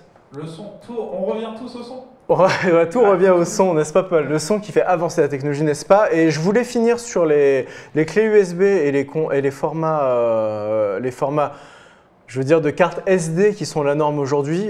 Ça, je vais passer très rapidement parce que rien n'a changé. C'est-à-dire qu'en fait, tout ce qui a changé, c'est la capacité. Vous avez vu les cartes compact flash qui existent encore aujourd'hui, qui sont passées de quelques mégas à plusieurs gigas, voire des centaines de gigas. Les cartes SD qui sont juste devenues mini, micro, bientôt nano, mais qui sont juste de plus en plus petites avec de plus en plus de capacité de stockage. Et je vais m'arrêter là parce que j'ai bouffé tout le temps et on va passer à la dernière partie de Pentarou. Très vite du coup, c'est ça. Vas-y, prends ton temps Pentarou, on ira plus vite sur les tests. Ok, donc en fait, moi je vais parler année par année. Du coup, j'ai bossé ce week-end, tu vois, pour toi. En 2005, donc Samsung déclare le marché du disque SSD stratégique. C'est-à-dire qu'il y a 11 ans déjà, Samsung disait le SSD c'est stratégique. Vous allez voir, ça va cartonner. Ils ont bien senti le filon là-dessus. C'est ça. Et le premier SSD de quelle année remonte le tout premier SSD? Alors si tu dis 2005, donc ça veut dire que ça a été fabriqué après? Non, ça a été fabriqué bien avant, je pense, parce qu'en général, ces types de technologies avant-gardistes arrivent chez les professionnels et nous, grand public, on les voit. Dans ce cas-là, je dirais 2002. Moi, je dirais 95. 1976. Tu te fous de ma gueule? Non, le premier SSD en 76? Il faisait 2 mégas. Il faisait 2 mégas. Le tout premier SSD, 76, il faisait 2 mégas. Mon Dieu. Ah ouais, là, c'est seulement 10 ans après les premiers. Enfin, 5-10 ans après les premiers disques. Voilà. D'accord. C'est ça. Donc 2005, voilà, Samsung dit le SSD c'est stratégique. 2006, Amazon lance Amazon Web Services, donc le premier stockage dans le cloud. Donc 10 ans. Déjà. 10 ans. Tu vois. Le cloud. Voilà, et c'est un concept qui a été créé par John McCarthy. En quelle année le cloud? Le cloud Bah alors forcément, Tu l'as dit en début d'émission. Toi, je te dis, donc toi, t'as pas le droit de répondre. Je sais pas, 95. 1961. Le mec en 61. Mais il y a des mecs, c'était des visionnaires. Hein. Ah, il a dit en 61, le mec a dit plus tard, les données elles sont dans le cloud. Tu vois. Donc ça c'était. Alors lui, respect. Hein. Ah mais total respect. Lui, respect. Donc 2007. En 61, il n'y avait rien quoi. 2007, t'as passé avec c'est la science-fiction. Voilà, en plus, exactement. sa fille, Jenny McCarthy, elle est magnifique. Ou peut-être son arrière-petite-fille, je pense. Peut-être. En 2007, Dropbox est lancé. Donc le stockage dans le cloud se concrétise. Attends, c'est aussi vieux que ça? 2007. Ça passe vite. Hein. Seagate et Samsung lancent le disque dur hybride en 2007. Donc le disque dur hybride, c'est un disque plateau avec un cache en SSD. C'est celui qui est encore dans certains laptops. Et c'est celui, c'est exactement. Et qui est même une solution très très avantageuse parce que tu as les avantages de la capacité de stockage du disque physique qui est pas cher. Et la rapidité du SSD boot. D'une petite quantité de mémoire. C'est vraiment un bon compromis pour le coup. 2008, les NAS arrivent. Donc les NAS, en fait, c'est les serveurs de fichiers de stockage en fait, sur le réseau. Donc en gros, c'est un disque dur, des disques durs collés sur une carte réseau. Donc 2008. En 2009, Hitachi, voilà, c'est ça, le NAS. Donc ça permet de partager à plusieurs PC. Exactement, ou de stocker. Voilà. Et en 2009, Hitachi annonce le premier disque dur de 1 Teraoctet. Hitachi Uchiwa? Je connais pas, mais. Non, tu l'as pas ça Naruto. Il a sorti de Sharingan, il a vu l'avenir. Vas-y, continue. Ok. Donc en 2009, Hitachi annonce le premier disque dur de 1 Tera. Et ça, c'est quand même la limite qu'on croyait inatteignable, le 1 Tera. C'était voilà. Donc 2009, donc ça a déjà 7 ans. 2010, le marché du SSD atteint $1 milliard de chiffre d'affaires. Donc tu vois, 5 ans après que Samsung déclare c'est stratégique, $1 milliard de business. J'espère que McCarthy touche de la thune là-dessus. Non, ça, McCarthy, c'est le cloud. Ah non, c'est le cloud, pardon. Ça n'a rien à voir. 2011, la déduplication est intégrée dans certains SSD. Donc en fait, la déduplication, ça sert à éviter de stocker physiquement 3 ou 4 fois ou X fois la même information. Donc ça, c'était hyper important parce que ça fait gagner de la place physiquement, mais de folie. 2012, les travaux de stockage dans l'ADN commencent. Le stockage dans l'ADN? Ouais, c'est-à-dire qu'en fait, maintenant, on peut stocker des informations dans de l'ADN. Ah bon? Ah oui, si tu codes les protéines, etc., tu peux leur faire. Tu codes les protéines? Ouais. Donc tu parles de l'ADN, donc tu codes de l'ADN et du coup tu peux stocker, accrochez-vous bien, 5,5 pétabits dans 1 mm3 d'ADN. What? 1 mm3 d'ADN, 5,5 pétabits de stockage. Et ça veut dire que nous, on est des milliards de pétabits, quoi. Exactement. C'est même plus que des milliards. Voilà, allez, on a perdu 3, c'est fini. L'ADN, pétabits dans ton ADN. Je parlais en byte, ça ira mieux pour Franck CEC, il va pas s'en remettre. Voilà. C'est ce que j'aurais retenu. Voilà, donc en 2012. En 2013, le cloud tel qu'on le connaît, stocke 1 exabyte de données. Pétabit dans ton ADN, exabit. Non mais, voilà, donc, bref, en 2013, on a 1 exabyte de données dans le cloud, soit 728 milliards de disquettes 3 pouces et demi. 728 milliards de disquettes 3 pouces et demi en 2013 ou 1,5 milliard de CD. Et en 2013, la CIA fait un deal avec Amazon pour créer leur propre cloud privé pour $600 millions. Voilà, la CIA, ils sont venus voir Amazon, ils disent bon allez, $600 millions, vous faites notre propre cloud. Privé, genre le truc il va jamais être hacké. Voilà, exactement. Les Russes, ils vont le hacker. Voilà. En 2014, le stockage flash est lancé. Donc le stockage flash, en fait, c'est la SSD mais plus rapide. Voilà, donc ça coûte une blinde. En 2015, Dell lance le stockage flash en 3D NAND. C'est-à-dire que là maintenant, on avait le stockage flash classique. Maintenant, ils empilent en fait les couches de stockage flash. Voilà, donc ça s'appelle la 3D NAND. Ouais, ça devient de la folie. Et en 2016, on attend maintenant toujours le stockage holographique. Le stockage holographique, donc c'est du stockage en 3D et donc forcément en image. C'est-à-dire, c'est ça en fait, pour ceux qui s'y connaissent un peu, voilà, ça représente ça. Et en fait, l'avantage du stockage holographique, donc c'est un principe qui a été développé en 1947. Donc tu vois, c'est très très vieux le stockage holographique. Oh mon Dieu. Et l'avantage du stockage holographique, c'est qu'en fonction de l'angle d'attaque du faisceau, tu peux soit stocker un 0 ou un 1. C'est ça en fait, c'est ça que c'est. Et en fonction de la longueur d'onde également. Tu sais, c'est avoir des retombées en gain de stockage. Alors là, pour le coup, on peut stocker.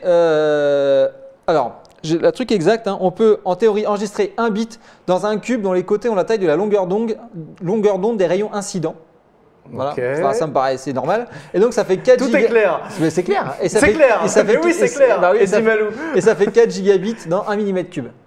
D'accord. Alors que dans l'ADN, on stocke 5,5 pétas dans 1 mm3 en holographique, on stocke que 4 Go dans un millimètre cube. Donc l'ADN. L'ADN, c'est le futur. Master Race. Donc en fait, voilà. Donc si tu as un lapin nain ou un hamster, tu peux stocker 45 exabytes et t'es tranquille. C'est ça, la crotte de chien, on en fait un disque dur exactement. de 36 pétabits, quoi. Exactement. Et bah, ça sera... vaut mieux un organisme vivant. Hein, et bah, ce sera le mot de la fin.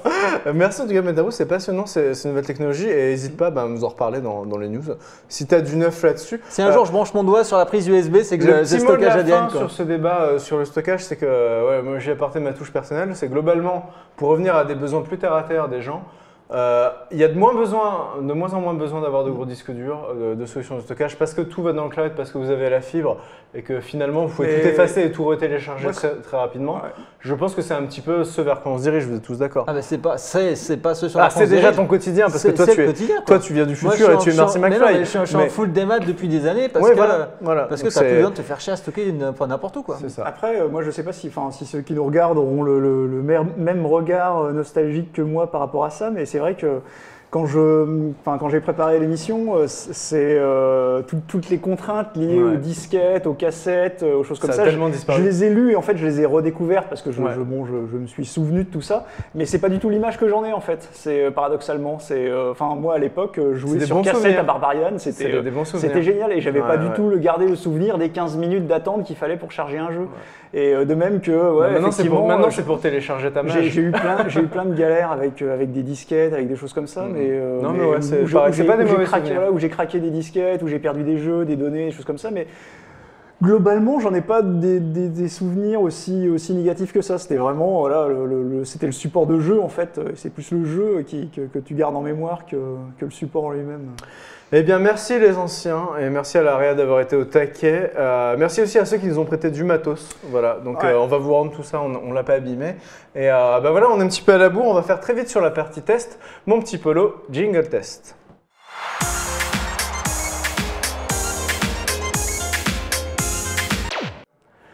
Et voilà, avec 10 minutes de retard, la partie test en avance. On va essayer d'être rapide et Krakou a du bon stuff à nous montrer comme chaque semaine. Alors ouais, j'ai du stuff. Ah, ça c'est pour moi. Hein. C'est le nouvel an chinois. Tu sais que j'ai des origines asiatiques, Krakou. C'est vrai, ouais, tu dois me faire un cadeau. Donc, je veux bien. Il faudra appeler Monsieur Acer. Alors ça, c'est le dernier et d'ailleurs le premier gros portable gaming commercialisé par Acer, le Predator 17. Donc on en avait parlé à plusieurs reprises. Tu peux le montrer. Voilà, on en avait déjà parlé à plusieurs reprises. Acer s'est mis au gaming, notamment en créant une gamme de PC portables et en montant une marque qu'il a appelée Predator, sur laquelle il décline des écrans, des PC portables et plein d'autres trucs. Bref. Donc on a affaire, ma foi, à un portable qui est tout à fait dans la norme de ce qu'on trouve aujourd'hui, à savoir un Core Skylake à l'intérieur. La dalle, c'est de l'IPS Full HD. On a un système de stockage qui combine un SSD de 256 Go et, que je dise pas de bêtises, un disque dur classique d'1 Tera. Donc c'est un format 17 pouces. Hein. On a tout ce qu'il faut d'entrée et sortie sur les côtés de l'appareil. Il y a tout ce qu'il faut également en matière de technologie sans fil, Bluetooth, Wi-Fi. Bon, comme je vous l'ai dit, une fiche technique assez classique. En termes de performance, du coup, je vais y revenir. Vous voyez le petit boîtier à côté, je vais y revenir. Ça m'intrigue ça, ouais. Ouais. En termes de performance, très logiquement, on a les mêmes composants que la concurrence. Du coup, on est parfaitement en ligne avec les performances des Asus G752 ou des MSI GT72. Pour vous donner un ordre de grandeur, c'est The Witcher 3 en ultra à 40 fps, c'est Far Cry 4 en ultra également à 53 fps. Bon, ça va, tu joues le dernier jeu correctement. Voilà. Le clavier est de type chiclette et il est tout à fait agréable. Il n'y a pas du tout de sensation de flottement au niveau des touches quand tu frappes. Très agréable. On va noter également qu'il y a un système qui a été intégré par Acer au niveau de la ventilation derrière, qui s'appelle Dust. Un peu comme le Asus, ça rappelle l'arrière du Asus. Ouais, ça rappelle, mais là pour le coup je voulais parler des ventilateurs. Ils ont intégré un système qu'ils ont appelé Dust Defender. En fait, toutes les 2 ou 3 heures, alors c'est configurable je crois via un logiciel sur le PC. C'est ça. En fait, il inverse la rotation de ces ventilateurs de manière à dégager la poussière hors du portable. Et il le fait régulièrement, toutes les 2-3 heures. Mais du coup, la poussière excellent, n'a pas le temps, n'a pas le loisir Dans un de laptop, se poser c'est et super de venir encrasser C'est une la inversion machine. des moteurs ou une inversion de l'angle des pales? Non, c'est une inversion de la rotation, donc des moteurs. Parce que sinon, ils auraient pu faire une inversion Mais des ils pales. le font, alors évidemment, je ne vois pas le chat, mais j'imagine qu'ils sont déjà outrés. Parce que, comme mon jeu il est en fonctionnement, si jamais ça fait ça, ça crame. Évidemment, le système est conçu pour que ça ne se déclenche pas en charge, ça se déclenche uniquement au repos, et ça dure quelques secondes à peine. Donc c'est ça son originalité. Voilà. Et le petit Alors boîtier. il n'y a pas que ça comme originalité, mais je vais y venir petit à petit. Au niveau gestion logicielle, on retrouve des choses assez classiques. On a un système qui s'appelle Predator Sense qui permet de monitorer tous les composants de la machine, de forcer l'utilisation du GPU NVIDIA sur l'IGP, enfin, voilà, qui permet aussi de configurer le rendu de la dalle LCD en fonction de est-ce qu'on regarde un film, est-ce qu'on joue, etc. Il y a également Acercare qui permet de s'occuper de toute la partie maintenance logicielle. C'est l'équivalent de l'Alienware Support Center. Bon, là-dessus, on est sur du classique. Par ailleurs, je termine avec la présentation rapide. On a... Non, je ne suis pas rapide du tout. Hein. je te vois... Non, j'attends le boîtier d'à côté. Voilà. Derrière, on a, en dessous, pardon, on a une trappe qui permet d'accéder à la mémoire RAM, au disque dur. Donc vous avez Il y a un caisson de basse. Oui, subwoofer. Oui, mais c'est assez classique ça. Maintenant, il y a ça cool, sur tous les... Ah, c'est stylé. Vous pouvez accéder avec cette trappe à la mémoire RAM, à l'unité de stockage classique et à 2 emplacements de slot M2 pour des SSD. Très bien.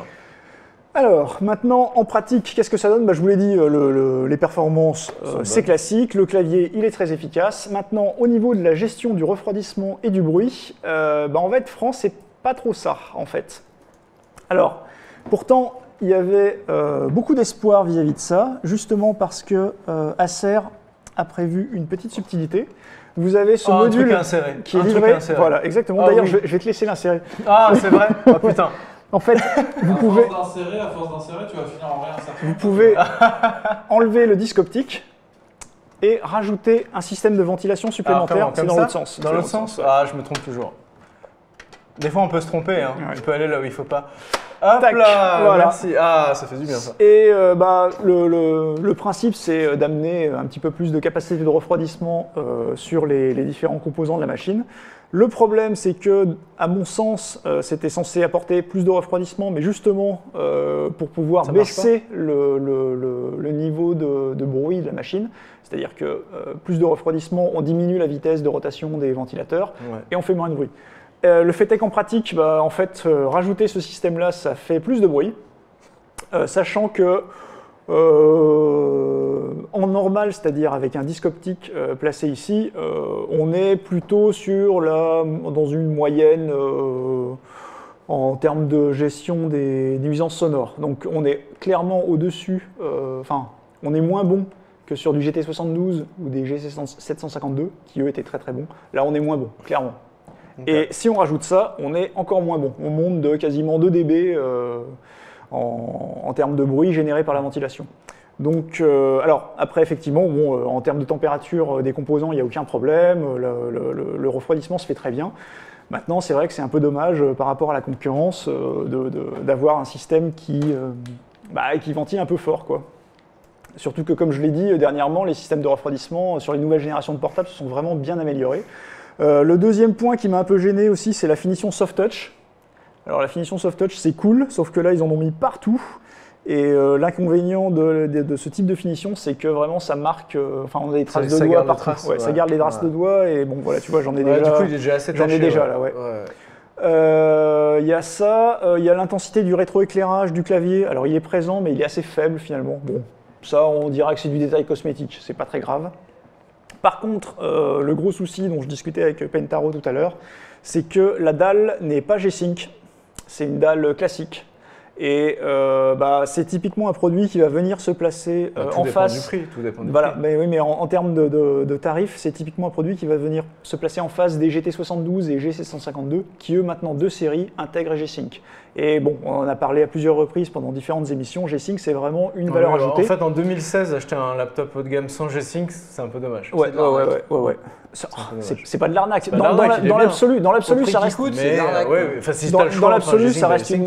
Dans l'absolu, l'absolu, ça reste une belle machine. Maintenant, c'est vrai qu'elle doit faire face à des concurrents qui sont solides et qui effectivement atteignent G-Sync. Et dans ce cadre-là, ce ne sera pas forcément un choix. C'est d'autant plus bizarre qu'il y a écrit G-Sync sur le ouais, PC. ouais. Alors ça, effectivement, j'en parlais également. C'est un truc qui m'a semblé bizarre.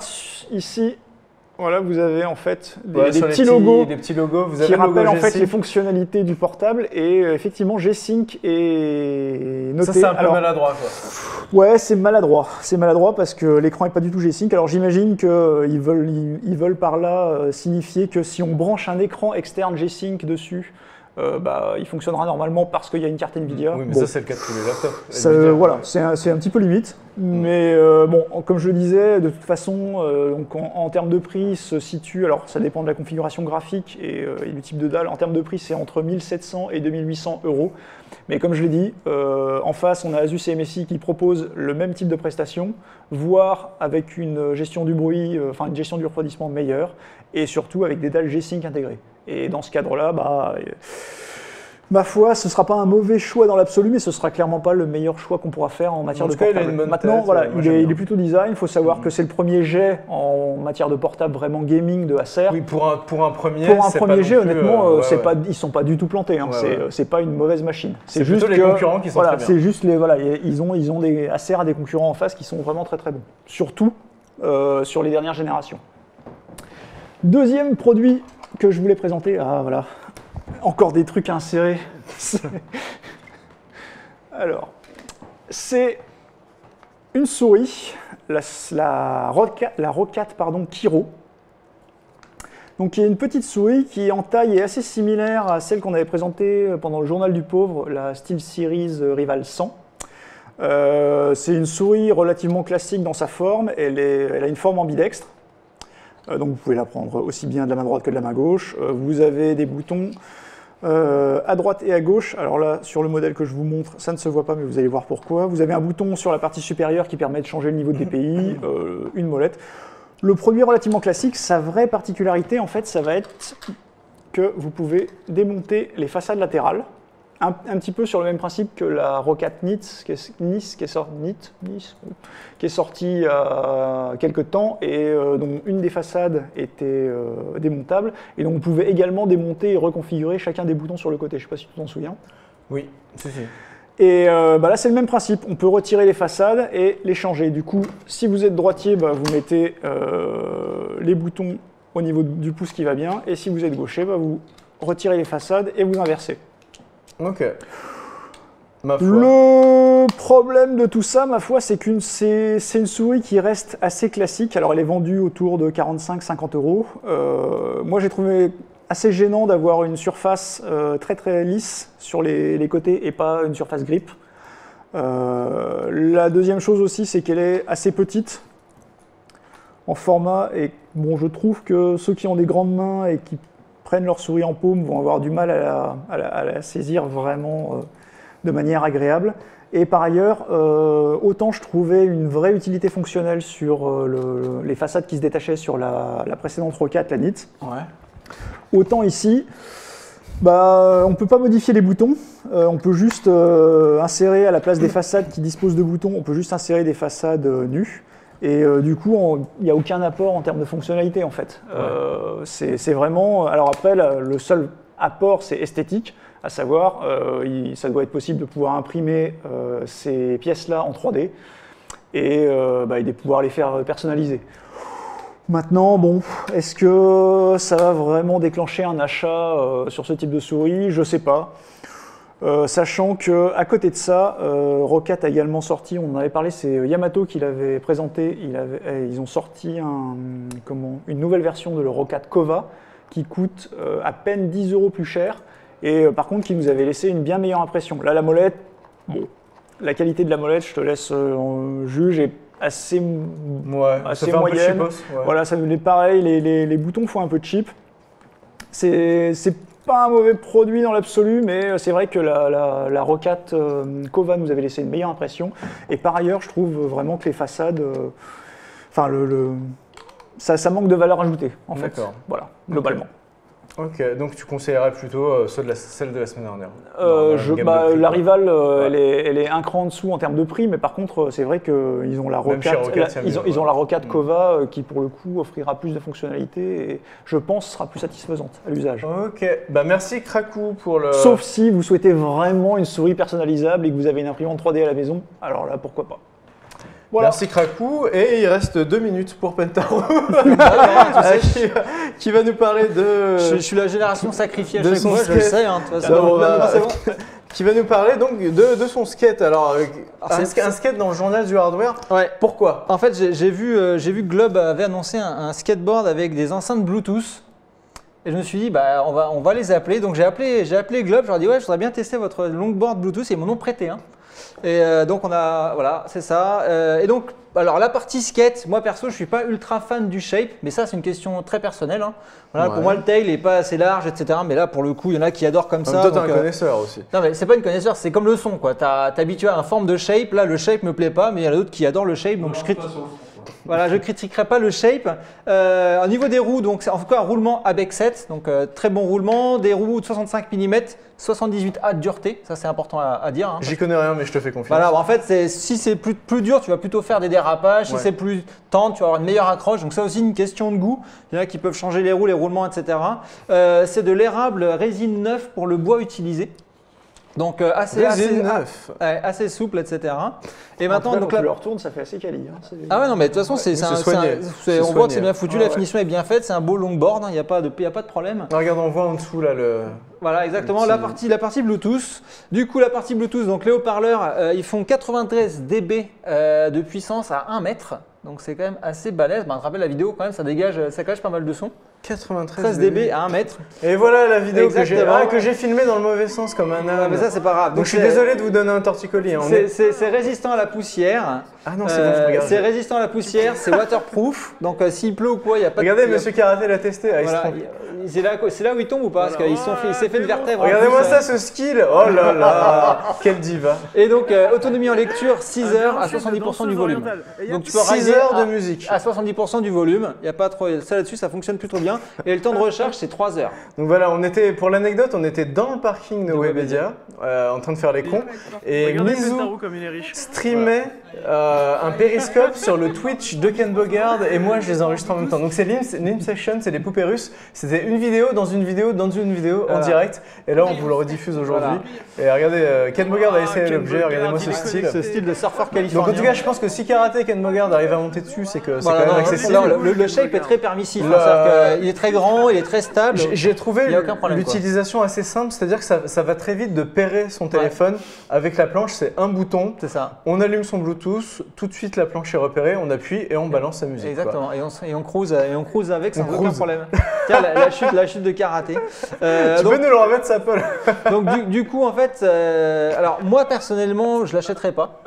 Ah bon? Non, toi? Non, personnellement, j'achèterais pas parce que avoir la musique en plein air comme ça pendant que tu rides, je trouve pas ça super personnellement.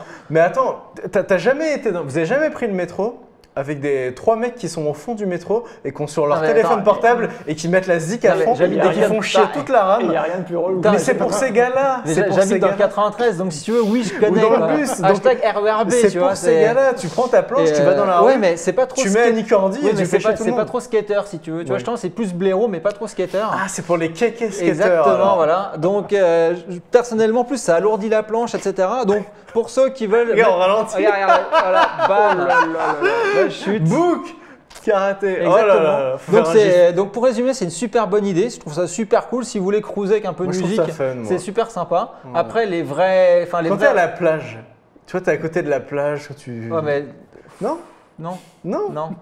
Tu sais, t'as ton petit casque et tu t'écoutes ta musique dans ton casque. T'as les filles en bikini qui se ramènent. Après, je suis peut-être trop vieux pour ça. Tu fais un petit pas de breakdance et tout. Mais bon, franchement, moi, je trouve ça sympa. C'est super cool comme idée. Ça fonctionne nickel. Mais toi, tu l'achèterais pas. Moi, perso, moi, je suis un vieux con. Par contre, au niveau du son, ça fonctionne, mais faut pas s'attendre à des prodiges. Le son est pas. Ça, c'est sûr que le son, c'est les 2 petits haut-parleurs Bluetooth qui sont là.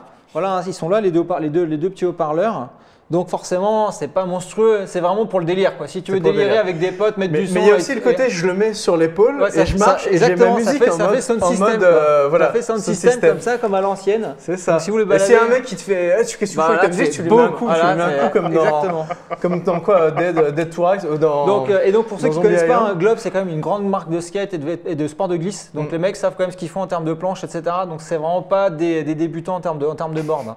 Donc voilà, donc c'est un bon produit, c'est pas la question. Moi, j'achèterais pas personnellement, mais c'est un bon produit. Donc si vous voulez avoir la musique en ridant avec une bonne board, et ben voilà, allez-y. Paul s'amuse à l'arrière. Qu'est-ce qu'il nous met? Regardez-moi ça. Karate et Ken en train de s'accoupler. Donc on peut faire plein de choses sur cette planche. Il y a beaucoup de place avec de la musique. Et du coup, c'est super sympa, Pentaru, d'avoir amené ça et ça change. Donc, mais malgré tout, toi, le rider de l'extrême, tu ne conseilles pas? Non, parce que ça alourdit la planche pour rien et je suis pas fan du shape. Oui, mais c'est un puriste, quoi. C'est ce que je dis, c'est pour moi, j'achèterais pas. Pour des kékés comme nous, c'est mortel. Toi, tu kifferais, quoi. Bah oui, moi, je kifferais. Voilà, là, je te fais un Argenteuil et tout. 300 balles, c'est ça? Ouais, 300 €. 300 €. Donc, 300 €, ça te paraît? Et il existe un autre shape plus court. Skieur. C'est aucune chance que je monte là-dessus, quoi. Voilà, il y a un shape plus court qui existe aussi, donc plus typé années 90 pour ceux qui veulent. Ok. Voilà. Eh bien, merci les gars pour votre présence pour cette émission riche en contenu. Sans Yamato, Yamato qui est dans l'avion, il me semble actuellement, il est en train de revenir du Japon. Exactement. Donc il y aura sûrement Yamato dans l'émission dès la semaine prochaine. Voilà, je vous fais des gros bisous. Bientôt le replay sur jeuxvideo.com, sur YouTube. Allez sur notre YouTube. Sur Gaming Live, il y a une playlist spéciale le journal du hardware, donc si vous ratez l'émission, vous pouvez la retrouver rapidement. Followez Krakou sur Twitter, @KrakouKas avec des K, KRACOUKAS. Pentaru @pentar0O. Et tu as aussi un Twitch. GL_Pentaru. GL_Pentaru et tu streams de plus en plus souvent. Oui, tu as ton RSA, mais moi je suis dans mon jacuzzi. C'est pas un truc dangereux? Je sais pas, Paul, tu m'as perdu là. Et suivez Paul aussi. Voilà, _Koyuk, c'est underscore. Non, @Koyuk underscore. @KOYUK underscore. C'est fini pour la pub, on fait des gros bisous. On vous retrouve dès la semaine prochaine. Et maintenant, c'est Chasse-moi si tu peux avec Mizu et son harem. Voilà, à la semaine prochaine. Ciao. Ciao.